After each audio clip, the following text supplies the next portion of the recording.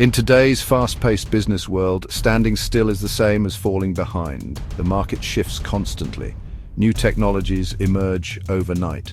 Customer expectations evolve at a dizzying pace. To survive and thrive in this environment, companies can no longer rely solely on past successes or established processes. They need a continuous stream of fresh ideas, novel solutions, innovative approaches. This is where creativity becomes not just a nice-to-have, but a core business function. It is the engine of progress, the very lifeblood that keeps an organization relevant, resilient, ready for whatever comes next. Without it, even the most dominant companies risk becoming relics of a bygone era.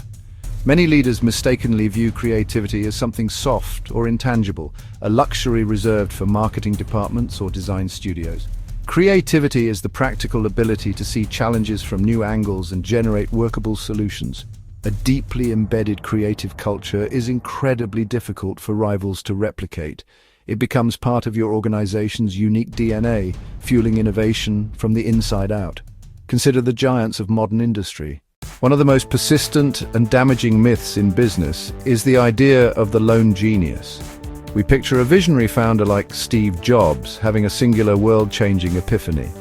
This narrative is compelling, but it is fundamentally wrong and incredibly limiting. It suggests that creativity is a rare gift bestowed upon a chosen few at the top of the hierarchy. This leads organizations to look for innovation only in the C-suite, ignoring the vast untapped reservoir of creative potential distributed throughout the entire company. The truth is, every single employee has the capacity for creative thought. The intern, the senior vice president.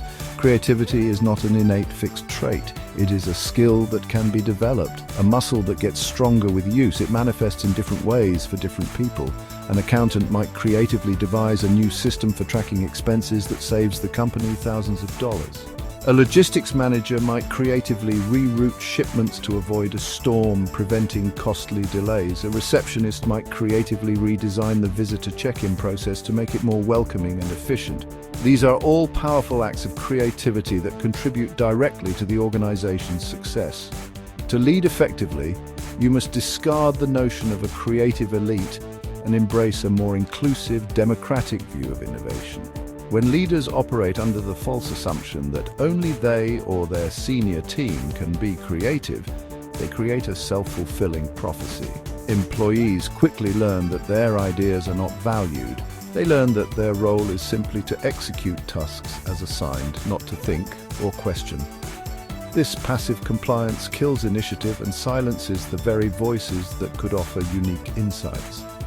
Frontline employees often have the clearest view of customer problems and operational bottlenecks. Their proximity to the work gives them a perspective that executives removed in the corner office can never have. Ignoring their potential is like trying to solve a puzzle with most of the pieces locked in a box. The first step to unlocking this widespread potential is a fundamental shift in mindset. Leaders must truly believe that a good idea can come from anywhere and anyone, and they must demonstrate that belief through their actions. This means actively listening to the quietest person in the room. It means creating formal channels for ideas to flow upwards, sideways, downwards. When you start seeing every employee as a potential innovator, you transform the creative capacity of your company overnight. You move from relying on a handful of designated creatives to harnessing the collective intelligence of your entire workforce. A far more powerful and sustainable model for growth. Building a truly creative culture is not like flipping a switch. It is like cultivating a garden. It requires patience, consistent effort, a deep understanding of the conditions needed for growth. You can't announce an initiative on Monday and expect brilliant ideas by Friday. A vibrant creative environment is a delicate ecosystem built on psychological safety and trust. Employees must feel secure enough to share nascent ideas and half-formed ideas without fear of ridicule or punishment. They need to know risky ideas that fail won't be career-limiting. When an experiment doesn't go as planned, lead a post-mortem focus not on blame but on what did we learn. Consistency is key. Praise risk-taking one day, punish a well-intentioned failure the next, and the team learns it's safest to play it safe. This cultural cultivation requires a long-term perspective. There will be periods of slow growth and setbacks. A leader's role then is to be a steadfast gardener, tending the culture, reinforcing the right behaviors, and protecting nascent growth from short-term pressures. While culture is paramount, leaders need a practical playbook to translate belief into action. The first rule is to build a safe environment for sharing.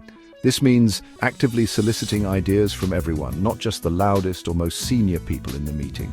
Use techniques like round robins, where each person gets to speak in turn, and anonymous idea submission platforms. When an idea is shared, especially a challenging one, your first response should be, "Tell me more," not "that will never work." By consistently demonstrating that all ideas are worthy of consideration, you lower the social risk of speaking up and encourage a more robust and diverse flow of thoughts from all levels of the organization. Second, grant your team genuine autonomy and flexibility. Micromanagement is the sworn enemy of creativity. If you prescribe every step of the process, you leave no room for innovation. Instead, define the desired outcome, the what, and give your people the freedom to figure out the how. A famous example of this is Google's 20% time, which led to products like Gmail and AdSense. Next, actively support curiosity and reward smart risks. Invest in learning and development. Encourage employees to attend workshops, explore new fields, and take time to read and research. Frame challenges as learning opportunities. Provide necessary resources, software, lab equipment, prototyping tools, and dedicated time and space to think. Break down silos between engineering, marketing, and sales. Create projects and forums where people from different backgrounds can share perspectives. These intersections are often where the most exciting and innovative ideas are born. By providing tools and bridges for collaboration, you build infrastructure that enables your team's creative genius to flourish. When leaders commit to the playbook of fostering creativity, the results extend far beyond just generating more ideas. The impact creates a positive ripple effect that transforms the entire organization for the better. The company now has hundreds or thousands of scouts looking for opportunities and solving problems. This distributed innovation engine makes the business far more agile and adaptable. It can respond to market shifts more quickly and solve customer problems more effectively. Employees in a high-trust, high-autonomy environment are more engaged and satisfied with their work. This leads to higher retention as talented people stay where they can learn, grow, and make an impact. The ultimate call to action for every leader is to stop viewing creativity as a mystical force and start treating it as a strategic priority. Build psychological safety, grant autonomy, support curiosity, and reward smart risks. Be the architect and builder of an environment where hidden genius is unlocked. Make creativity your legacy.